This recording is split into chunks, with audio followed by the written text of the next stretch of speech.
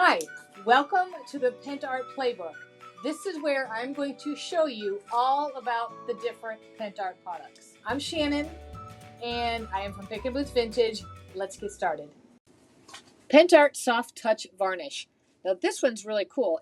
This one will dry to an ultra matte varnish, and it's designed to provide like a velvety, soft to the touch finish on your project.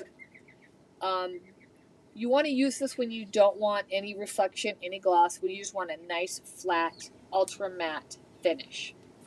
How to use it: make sure your project is dry and give it a nice little stir, and use a nice soft synthetic brush.